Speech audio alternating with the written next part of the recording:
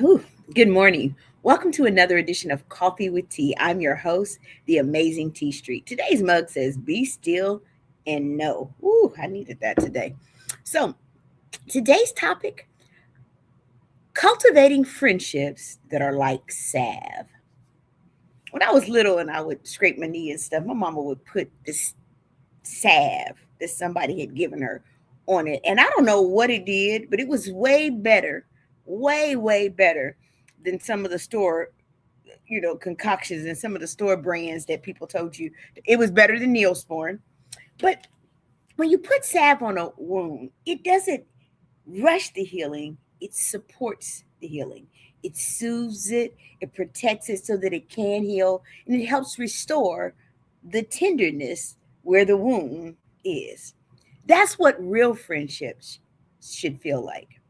Not friendships that reopen wounds, not friendships that drain you, but friendships that heal. Let's talk about how to cultivate friendships that are like salve. Good morning, Jackie. Friendships that are like salve. I don't know about y'all, but those are the friends that I just covet. I want those kind of people. First, choose friends who bring relief and not irritation. You ever have those people you'll be going through a rough season and they all they do is try to irritate you? Y'all, that's not friendship because salve calms inflammation. It doesn't stir it up, it calms it. That's the whole reason why we put salve on wounds. It doesn't add friction. Healthy friendships should bring relief to your life. Ask yourself, after I engage with this person, do I feel lighter after being with them? Do they listen without rushing to judgment? Do they make space for my humanity? Y'all, if you don't make space for the fact that I'm not the amazing T Street, I'm just T, we can't be friends. Because T, and all of my humanity, I'm so flawed. And if all you expect from me is the amazing T Street, you're going to always be disappointed. And I can't do a friendship with you because you can't be salve for me in the times that I'm healing. Even the word of God in Proverbs 17:17, it reads, "A friend loves at all times." That doesn't mean perfection, it means consistency. My friends make mistakes in our friendship, and I make mistakes in our friendships. But guess what? We still love each other consistently. Salve friends don't compete with your healing. Ooh. They don't weaponize your vulnerability. My friends, they allow me to be vulnerable. They know where my soft spots are. Because we're friends, I give them access to the vulnerable parts of me. If I put up walls all around me, what we have is containment, but we don't have friendships.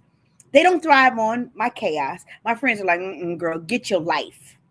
They help regulate my nervous system, not overstimulate it. When I'm like on 10, they're not on 10 too. You better be right, T. My friends are like, girl, I need you to chill. Can you breathe?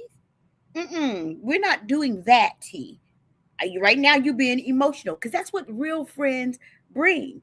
If every conversation feels like an abrasion, y'all, instead of application, that's not salve.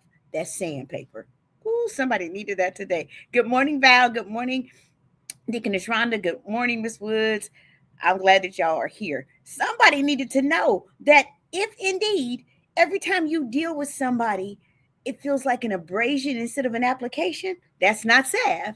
That's sandpaper. I don't know about y'all, but I'm not looking for sandpaper up against my wounds. I just came to tell somebody that.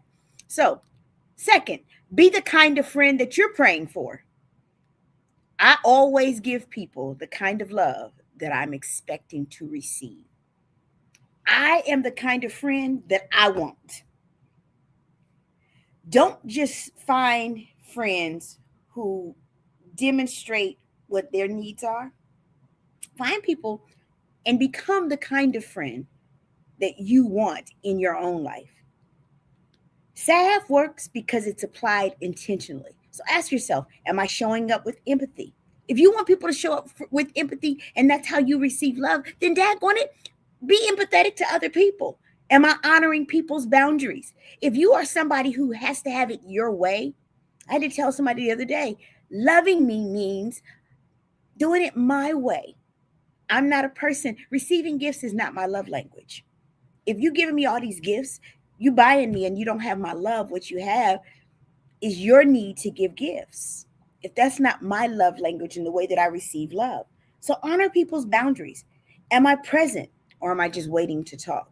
Am I really listening to people when they're talking to me? And be willing to carry each other's burdens. I consider it an honor. I had a friend recently like, I'm so sorry, I just stopped calling you because I don't want to burden you. I'm like, girl, we are girls.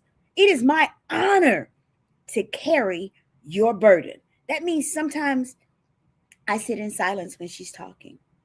Sometimes I send the check in text that we have between us that says, and this is how we know we checking in. You good? Sometimes I celebrate loudly, and sometimes I hold space for my friends that's quiet. Healing friendships are not transactional, y'all. They're transformative. Stop waiting for a village and start being one. Number three, protect the environment where healing grows. This is really important. You can't be in a toxic environment, one that you helped to create, and think that healing is going to take place. Salve only works if the wound is cared for. If you clean the wound and you change the dressings and you put the salve on it right before you put you got to clean the wounds and you got to cultivate the area.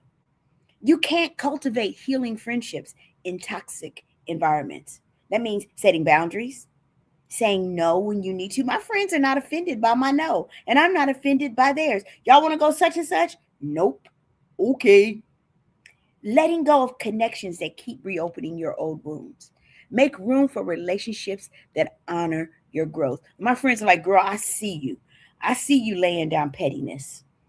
One of my friends said that to me. That was the biggest compliment. She was like, T, I see you laying down a spirit of pettiness. Because one of the things I've been praying about is that God would take the pettiness out of my spirit because that ain't godly. And when my friend saw it, she didn't go, girl, you losing your edge. She said, girl, I celebrate you putting down pettiness. Letting go of those things that no longer serve you well. Some people are assigned to a season, and some people are assigned to your life. And you have to know the difference. So I came by to tell somebody today that if we're going to cultivate friendships that are like salve, we have to choose friends who bring relief and not irritation. We have to be the kind of friend that we're praying for in our own lives. And we have to protect the environment where healing grows. And good morning, Katina. Good morning, Kim. Hey, Principal Kim. Good morning, Nicole Ivory. Good morning, Dr. Shawnee. If we want those kinds of friendships, y'all, you got to put some skin in the game. Me, I love my friendships because they are like salves to my wounds. If your friendships always feel abrasive, that's not salve, that's sandpaper. I'm the amazing T Street. There's nothing, absolutely, positively nothing amazing in me that's not in each and every one of you. So today, go about your life cultivating friendships that are like salve that heal open wounds. Have an amazing day.